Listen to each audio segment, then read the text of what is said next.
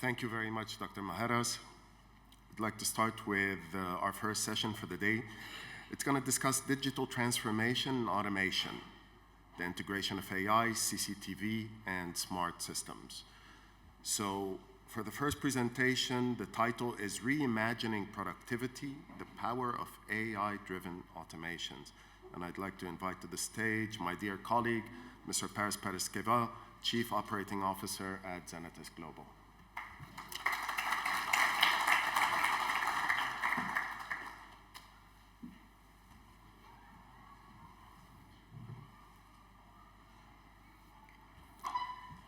Kalimera. It's a real honor and pleasure to be here with you today to reimagine productivity together through AI-driven automation. My name is Paraskevas. I'm COO at Xenatus Global, and I carry more than 2 decades of digital transformation projects across a slew of industries and in various regions across the world. Our company, Xenatus Global, we're based out of Cyprus, but the journey started in the early 2000s in North America. Back in the day, digitizing the movies, the film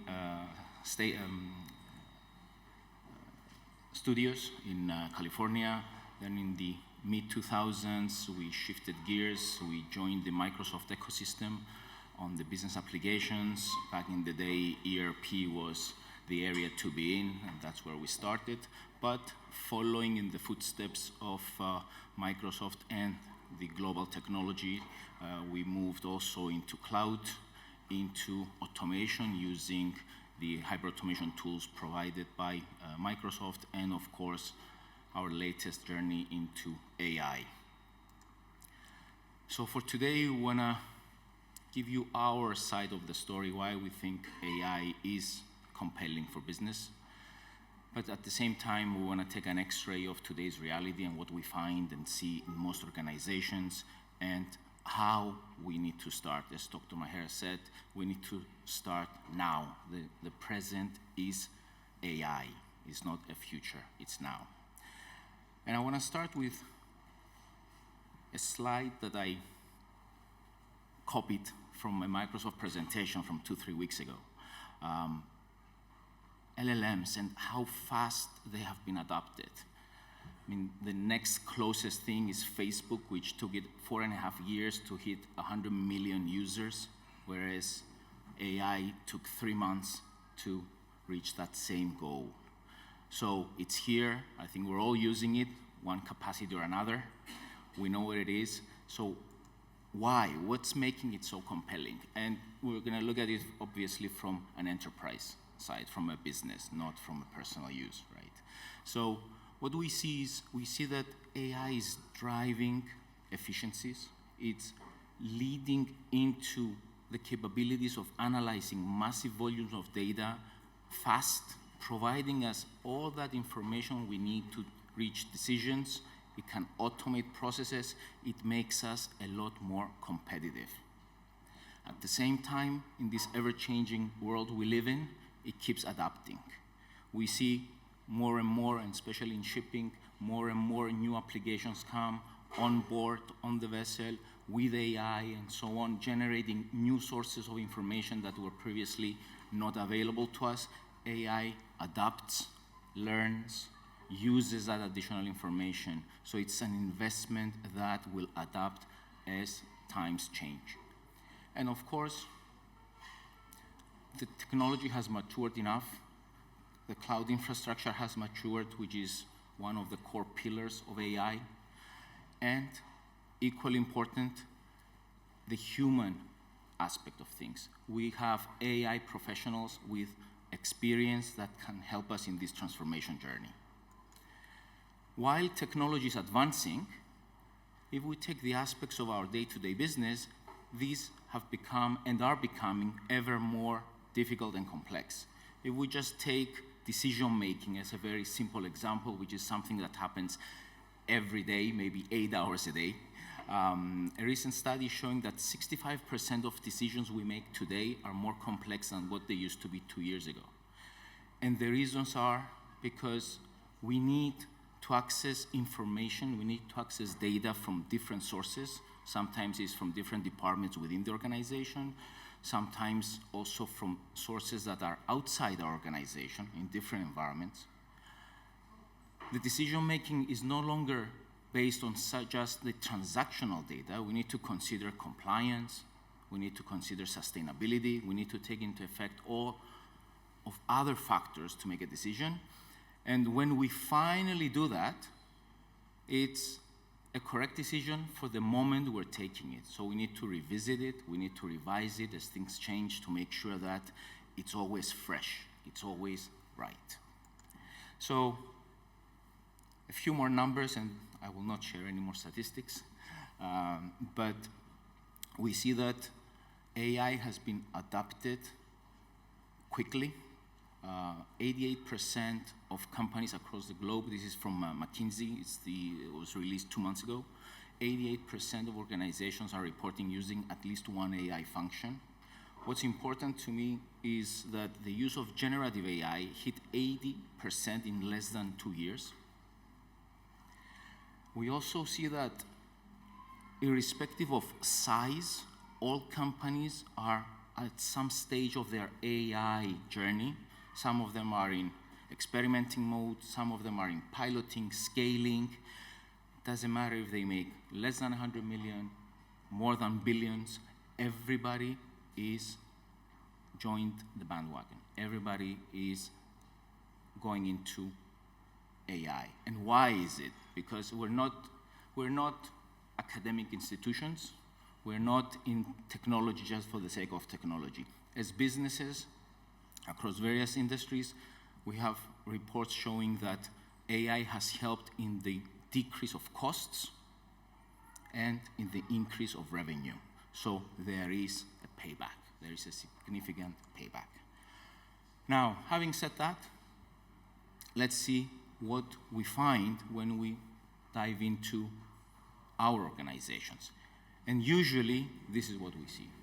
We see a plethora of applications, whether it's full-blown modules, solutions, spreadsheets, hard copies even of documents, loosely, if at all connected through maybe some spaghetti of interfaces, or more commonly through human interfaces. I need information from engineering, I pick up the phone, I text them, I send a WhatsApp to get information, which of course, this cannot be the case. This cannot be the foundation on which to base our automations and our AI. So what do we need to do?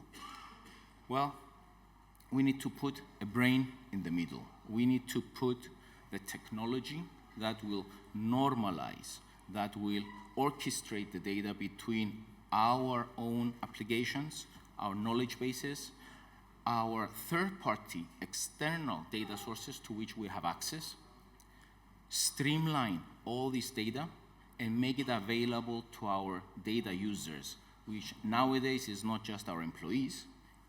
It could be also our agents, our subcontractors, our customers, our suppliers who need access to specific information that is sitting somewhere within our infrastructure.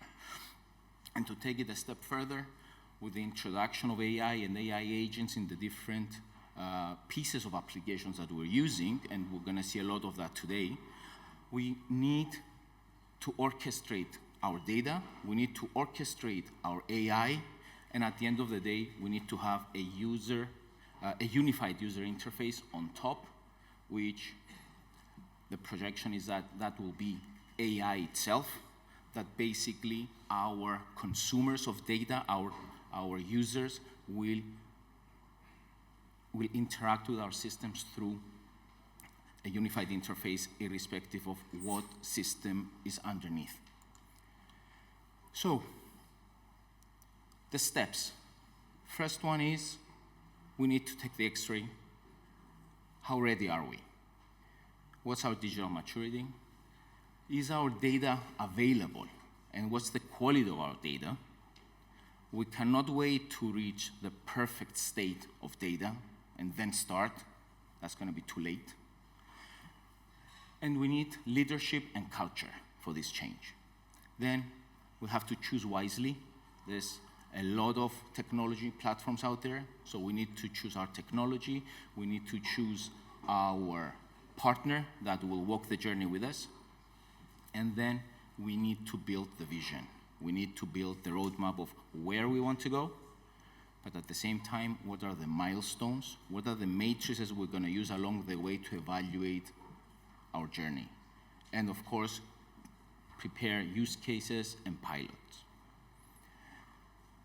Most important of all, I believe, is managing the change, getting our people involved in this change. If we try to deliver the digitization to our people, we will fail. We have to deliver it with our people. And of course, as I said, we need the matrices, and along the journey, we need to share with everybody the ROI, we need to share the success stories to keep them all engaged and to want more. This is a very simple heat map that we use to plot our use cases between business impact and risk to identify the quick wins, which are also the great candidates for pilots. The strategic bets, which is what will probably require some additional investment and can come in the medium term.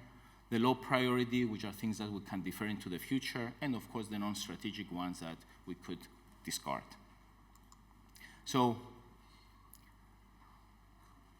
what we believe we need to take away with us today is that by introducing AI and automation, we are strategically transforming the way we operate, and it drives our competitiveness. We need to have a plan. We need to think big, but start small.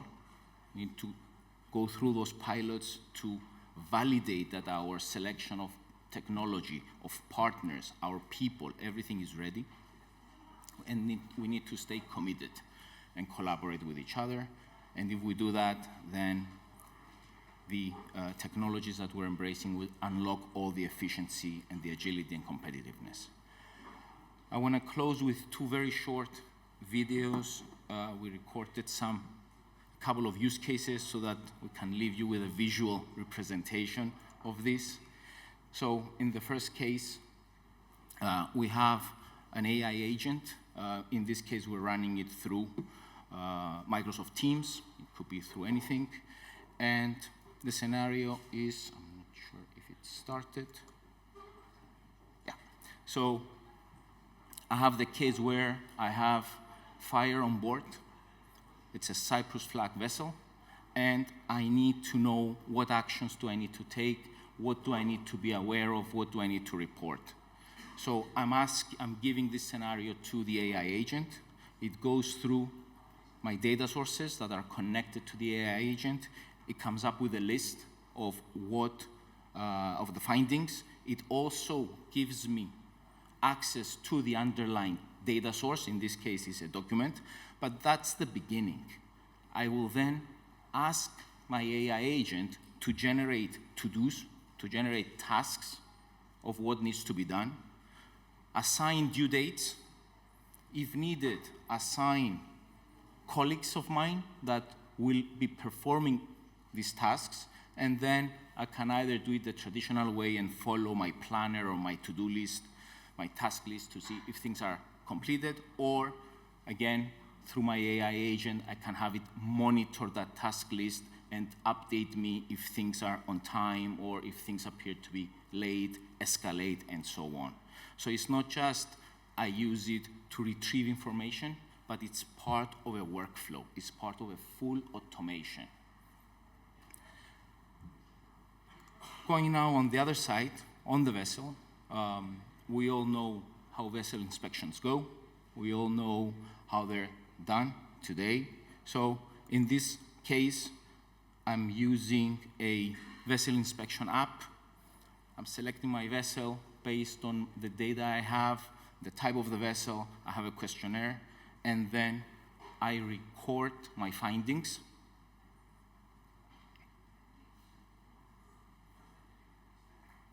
Sorry. Oops.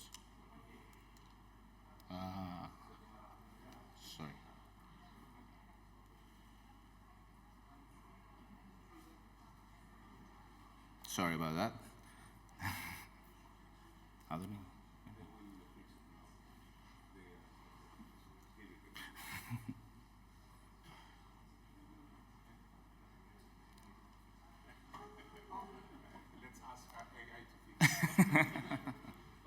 Oh, here it is.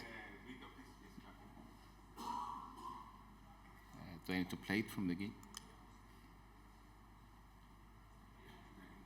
Okay. Okay, I'm not touching. Okay, so I record my findings. I'm not sure if there's voice. If not, then we'll have to give it like 30 seconds for the recording to go if we don't have any voice. Can we have voice? AI?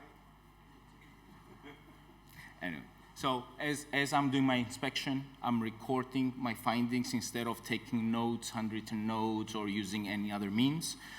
At the end, I completed. AI will go through the voice. It will complete the scorecard. I can add pictures if needed, and then at the end of the process, it can generate a report for me, obviously, to review it, edit it accordingly, and send it out. So a process that would be running through the vessel, taking notes, then if I don't have to fly to another location for another inspection, best case scenario at night, in my hotel room, go through my notes, try to make sure that I recorded everything correctly, completing my report. Something that was as cumbersome as this can happen through voice and AI recognition. So thank you. Sorry for the little hiccup. And enjoy the rest of the conference.